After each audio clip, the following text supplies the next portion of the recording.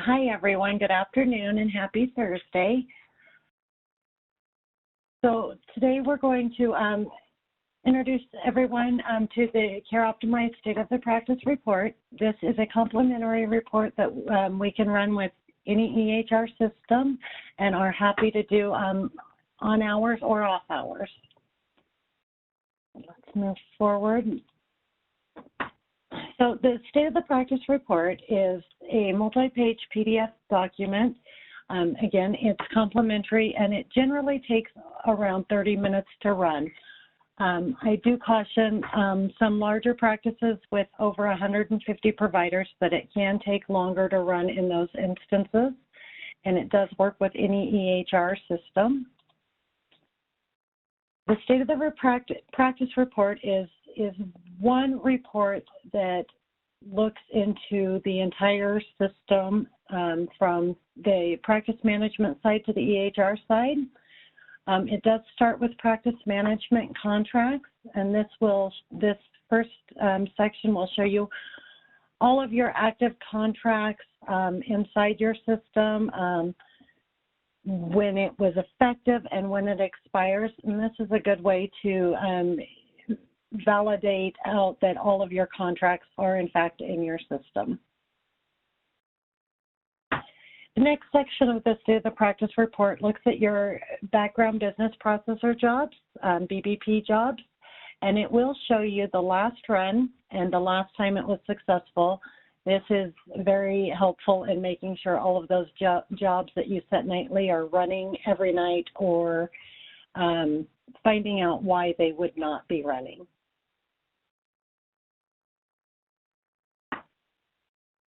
Next, our State of the Practice Report will go in and look at all of the licensed providers inside your system.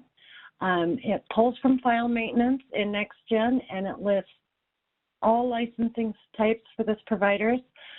This assists in making sure licenses get transferred as providers come and go, or as the level of access changes depending on the provider.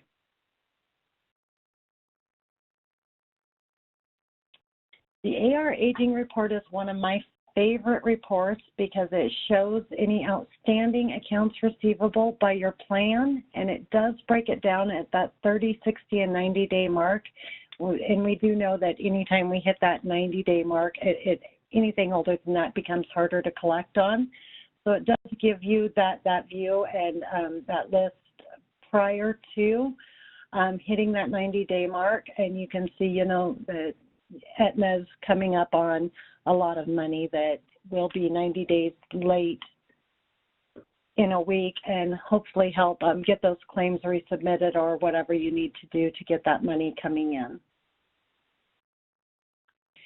The bill lag time section of the State of the Practice Report is the average amount of time elapsed since the date of service and to the first bill date in the last 30 days. So this will look at your system for the past month and show you exactly how long it takes from the encounter to the bill going out. And we do also benchmark that with the national average benchmark time. And then the charge entry lag time is the average time by provider for charges to get in. And so this will show you how long it's taking providers to submit their charges into the system and help kind of alleviate some of that lag that goes on there. We also have a benchmark on this one as well. The denial rate is another favorite part of this report. It breaks down denials throughout the system and shows you why we're getting these denials. Is it coding? Is it credentialing? Is it eligibility? Is it authorization? How can we better mitigate these denials so they don't keep coming back?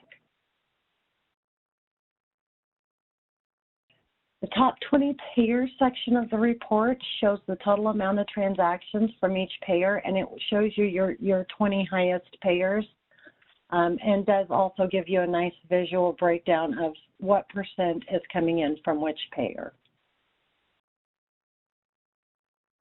The unapplied credits section is another very helpful report. It will show you where you have credits at the encounter and the account level. Having unapplied credits sitting in your system can cause a little chaos for patients and practice administrators and billing as well. We don't want to send out statements to patients that may have already paid and just not had that credit applied yet. Then we have some productivity reports. We have the average appointments per day per provider. It will show how many appointments the provider has, how many no-shows, and the average overall. And this will look at the last 30 days as well.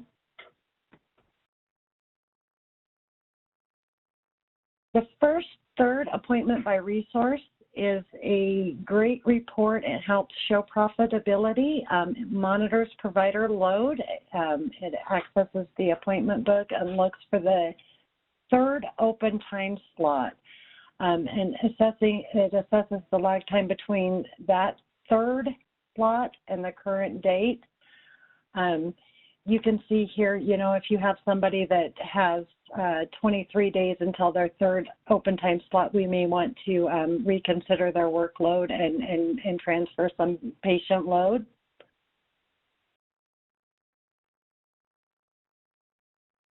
The PM tasks not completed is another awesome report. It shows the oldest state of the task. So it may go back and show you open tasks back until 2000, if there are that many open tasks in your system. And this just helps for cleaning up tasks, moving clinical tasks or practice management tasks from a resource that's no longer employed to their replacement resource. Kept appointments with no charges is our next section. It is broken down by resource and events.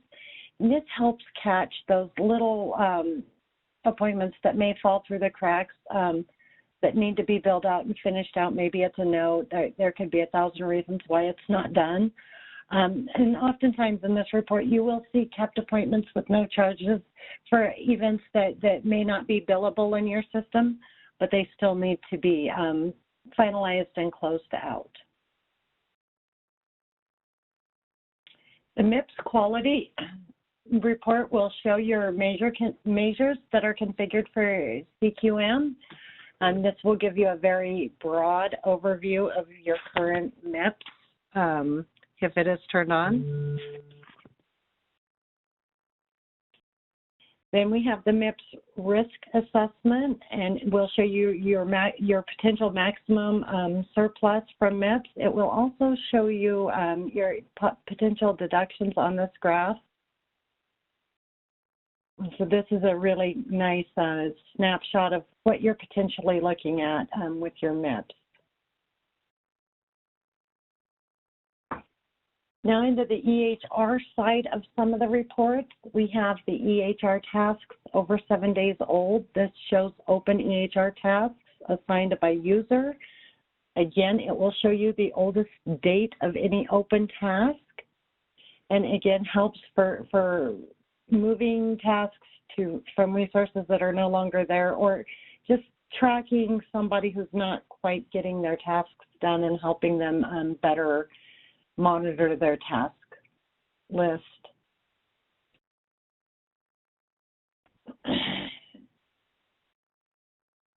Users with 20 or more outstanding tasks is another report that it pulls, and it will give you the exact amount. In our example, we have somebody with 3,500 open tasks, and we would definitely want to look into why that person's tasks were not worked, and this will give you that visual that helps you better help get tasking complete.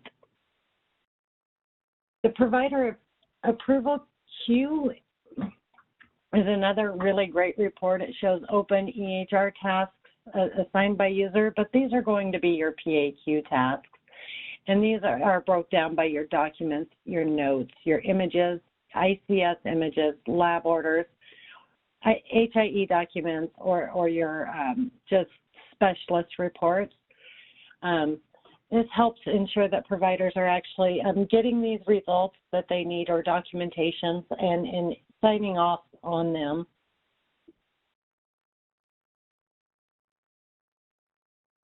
Open referrals is another great report. These are referrals not in a complete status, so you'll see any referrals ordered, scheduled, followed, results received, or obtained.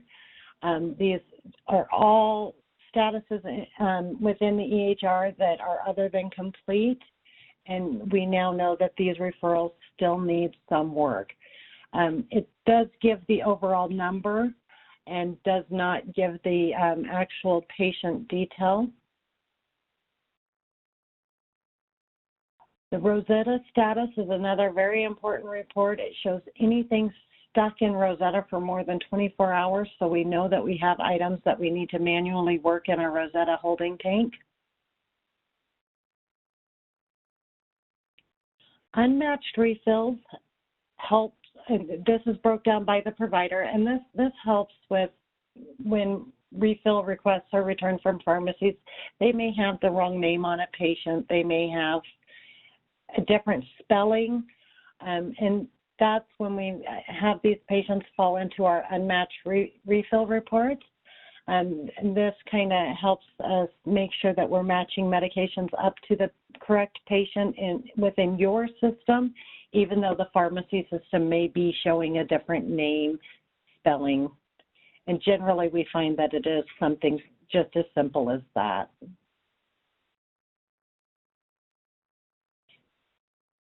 Our version section of the report is a system administration report. It identifies different template versions, the version of software you're running. And the template usage report, it focuses on areas. It shows all the templates used in the last 2 months and how often they were used. This is great for your upgrades, conversions, that kind of stuff, any customizations that you need to figure out. Or if you see that your workflows aren't being used in the way you thought, you may find that somebody's using a template that should have been retired. The average days to complete documentation is a provider-based report. It shows the amount of time from the encounter date to the actual note being finalized from a visit. And this will help. This can help prevent lag time in your documentation and your notes being received, and also help prevent legal liabilities. We do also show the national benchmark on this report, which is a 2-day average for documentation from end of encounter to final sign-off.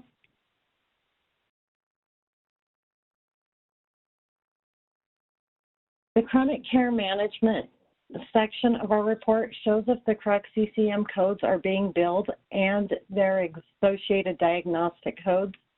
This isn't relevant to every practice, but for those that have CCM programs, this is a very valuable report. Unspecified new codes.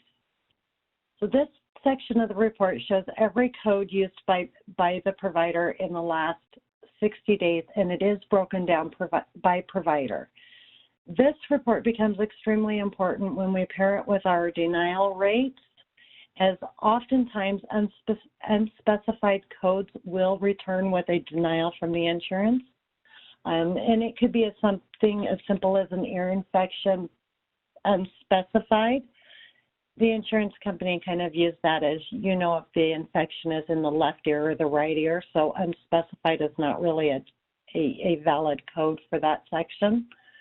And then we can help alleviate and get coders or doctors to code in their encounters a little more accurately and see those denial rates go down.